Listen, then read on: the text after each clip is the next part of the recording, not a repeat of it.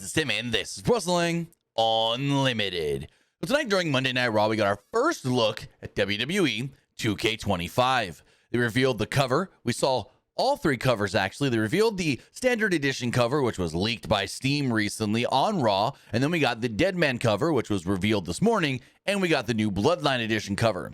With that, we got a trailer for the game that shows off gameplay footage and real-life footage, and I thought we would go through the actual trailer frame by frame and look at all the gameplay footage and some of the Easter eggs dropped in this trailer to see what we can learn for WWE 2K25.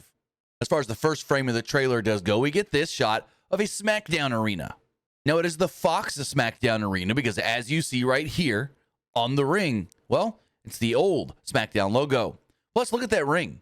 There's no ropes around that ring, and there's people around the ring. Well, those are wrestlers or NPCs, we don't know. It looks like NXT Underground.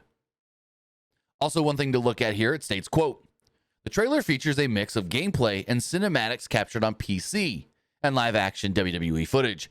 Now, the thing to note about that, according to Mike Straw of Inside Gaming, he states that the PC version of this game is actually the last-gen version of this game, the PS4, Xbox One version. So what we're getting in this trailer is not even the best-looking version of the game. Also, more about this arena. There are sponsors on the actual video boards here. We've got Snickers, Minute Maid, and Visual Concepts, who, well, made the game. Plus, as you see, we've got the new OTC graphics on the Tron. We then get our first look at Roman Reigns in-game, and it does look like a new Roman Reigns model, or at least a reworked Roman Reigns model. We got Roman Reigns here, raising the one, and the Ulafala does look better on him. I will say that for sure. The Ulafala looks better on Roman. As we move forward, we get some of, I guess you could say, the key phrases in the game. This one says, acknowledge the legacy. And then we get a shot of a SmackDown arena again, Fox era SmackDown arena with the old Roman Reigns entrance. It just says Roman Reigns, not OTC. Roman's coming out with Paul Heyman. Roman's got the one belt and Heyman's kind of like praying to him before we then see the Roman Reigns Paul Heyman double title entrance.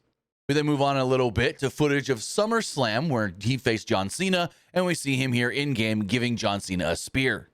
I do think that the rumors are true that it is a Bloodline showcase, and this could be a match within that showcase. Next up, we see more Roman Reigns. I assume this is from his entrance, where he is holding up both belts, and we get the thing. Don't try this at home. We then see footage from WrestleMania 40, where Cody Rhodes is actually giving Roman Reigns a crossroads. Charles Robinson's in the ring as the referee, and as you see here, right on the edge, Solo is in the ring as well. We get another shot here of Cody pinning Roman Reigns.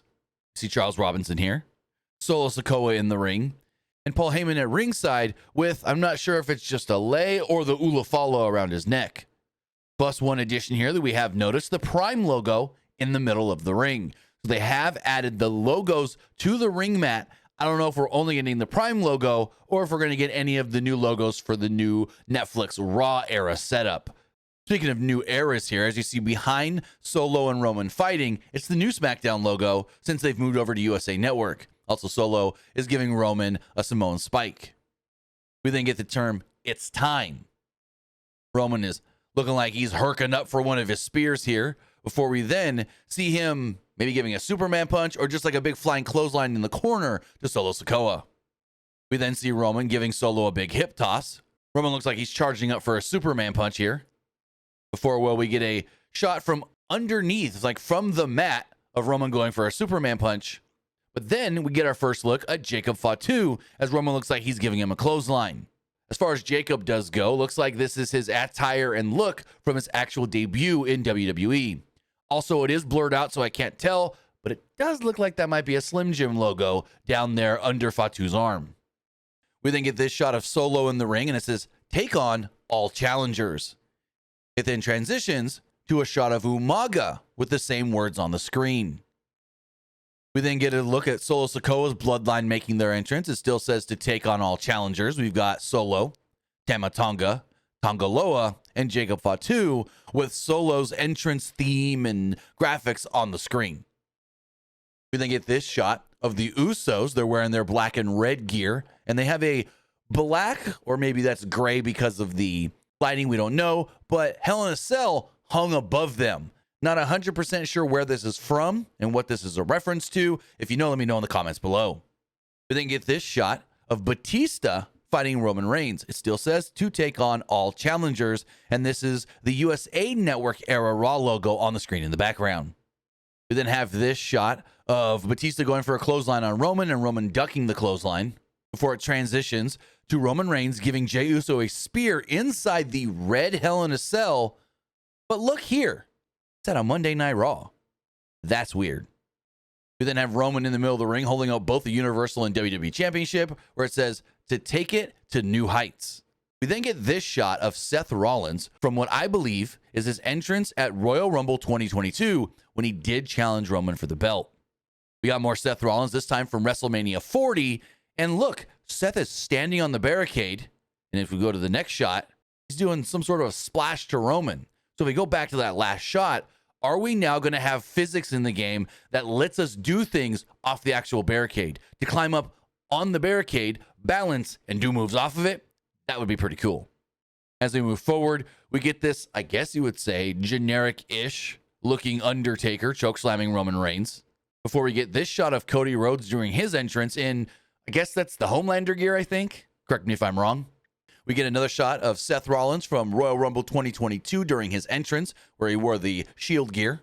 Then we get this random shot of The Undertaker entering the ring, just random. Before we then see this shot of CM Punk and Roman Reigns.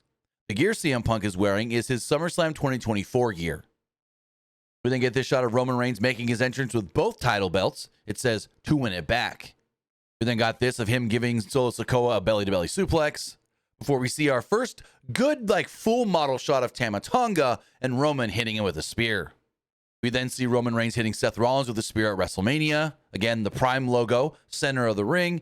And for some reason, there's a table set up at ringside. Also, we do have, as we see here, the Prime logo on the buckle pads as well. We get more shots of Roman Reigns fighting CM Punk. Roman going for that big flying clothesline. And again, it's blurred out for some reason, but I think that's a Slim Jim logo. I just don't know why it would be blurred out in the trailer.